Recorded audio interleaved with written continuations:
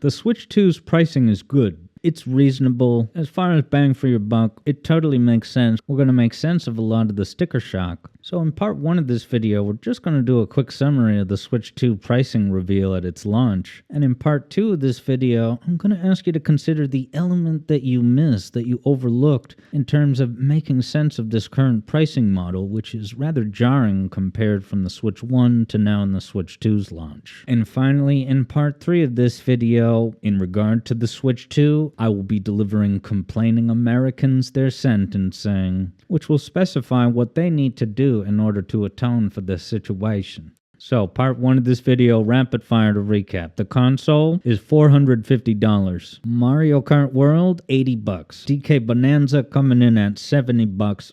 Super Mario Odyssey 2. The ripple effects of Charles's promotion to ambassador. And finally, we have the hotly anticipated Switch 2 Welcome Tour, which will cost a price. It teaches you how to use the Switch 2. You have to pay to get that. And people want to tell me that Reggie Fils-Aimé's legacy is the use of pack-in games with consoles. And now we have to pay for the little quick gimmick tech demo. Isn't that something? Alright, so here in part 2 of this video, in defense of Nintendo's current pricing proposals, is of course inflation. The context of inflation will actually put a lot of this in clear view. The only reason it's totally shocking today is because Nintendo has not had a gradual ramp up. They just delayed the inevitable price raise. They got you hooked. There's 100 million plus Switch 1s out there, and Mario Kart 8 defined your childhood. You're in it for the long haul, sugar. So the way Nintendo priced things in this way is kind of like the Uber business model, the ride sharing. Uber for many years had dirt cheap prices because they just wanted people. It was so appealing of a price that's going to grow the user base massively. So now you come to love these games and their game console ecosystems. The investors are going to approve a plan to dramatically expand that user base by keeping prices so low for so long. And it was coming out of the Wii U. They needed to win people back, and they did. It worked. And what they are doing now, I'm not necessarily saying this should be celebrated, but they are enjoying the fruits of their success. But even then, is the pricing of the Switch 2 all that out of proportion compared to its peers both today and with comparable console launches 10, 20 years ago? Or like you take the PS2 launch, which was in the year 2000, 25 years ago, baby. The PS2 launched for $300. So how does that price of $300 in the year 2000 compare inflation-wise to the Switch 2? That price in 2025 dollars would be $550. So even just on the basis of price amount, the Switch 2's price is better than the PS2's, proportional to the era in which they debuted. Or you take a PlayStation 2 game. The premium AAA games went for $50, and in 2025 dollars, that would scale by inflation to $93. Now, in 2025, is Nintendo charging for Mario Kart World $93 or $90? They're charging $80 for Mario Kart, and if in some regions the physical copy costs about $10 more, that would be the result of tariffs or international trade treaties that can add to the markup regardless of what Nintendo planned or intended. Distributors don't have to pay those delivery fees and bureaucracies when it's just a digital game. Which would mean that throughout the Switch 1's entire generation, Nintendo was always taking a loss on those physical versions. And it grew the ecosystem. It rapidly expanded the user base. So again, if we're comparing the Switch 2 to the PS2, the Switch 2 wins by a lot. So in talking about this topic with some folks in the community, EB Boy brought up the point that with the PS2 comparison, you have to take into consideration the DVD player aspect. So that added technology certainly adds to the cost of production, and therefore justifies the price. But if I'm to think about the Switch 2 and does it have any equivalent increased capability,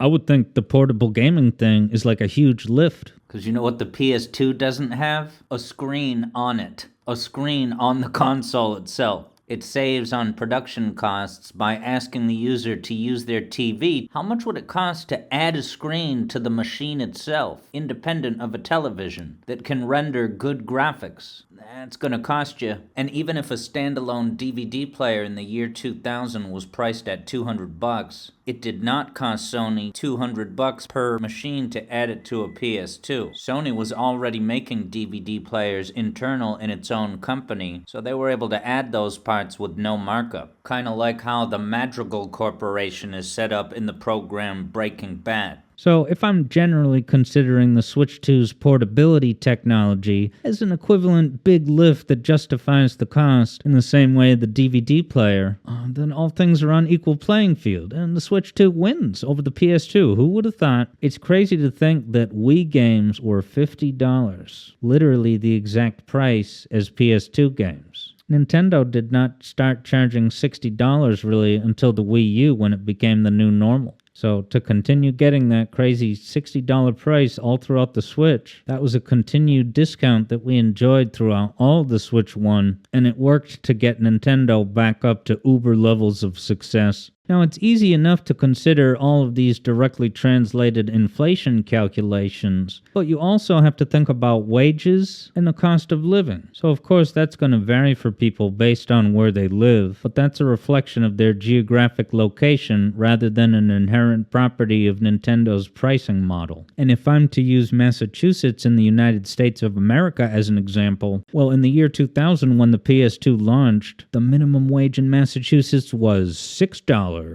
If we try to make sense of that $6 adjusting for inflation in 2025, that would translate to about $11. So, has the minimum wage in Massachusetts kept up with inflation? Yes, actually, as it happens, in Massachusetts, 2025 minimum wage is currently $15. So, if you wanted to buy a PS2 game in the year 2000 at $6 an hour, in order to get that Madden game, you would have to work 8 or 9 hours at your job. But in order to afford a Switch 2 game in Massachusetts, USA, you would just have to work 4 full hours and a bit more, less than 5. to get Donkey Kong Bonanza, which is not spelled like the word bonanza. There's one letter that's different. Now, of course, you got to account for taxes being taken out, but if we're just to use the gross revenue as a starting point barometer, that's your relative comparison. Now, outside of Massachusetts, how low can the minimum wage go in the USA?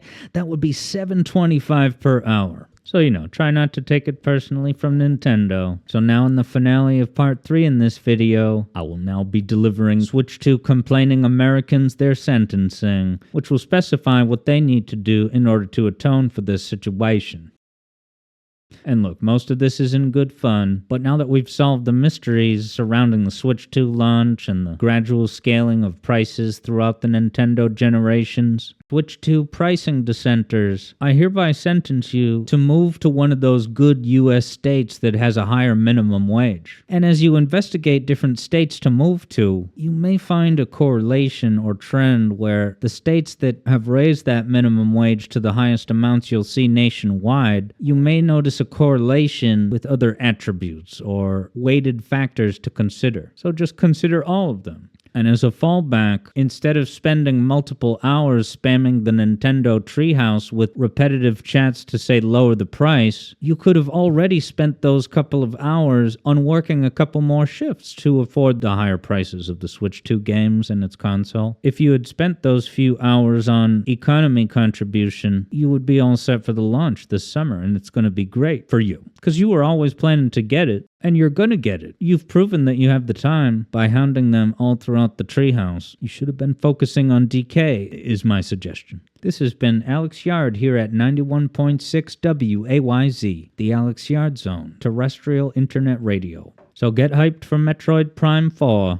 Get your group ready for open-world kart explorations in World, and Odyssey 2 is going to be awesome. DK Bonanza. It all but confirms that the next Mario Universe movie is going to be starring Seth Rogen. What's he going to laugh at in the sequel? And will it be animated in part by Retro Studios? No.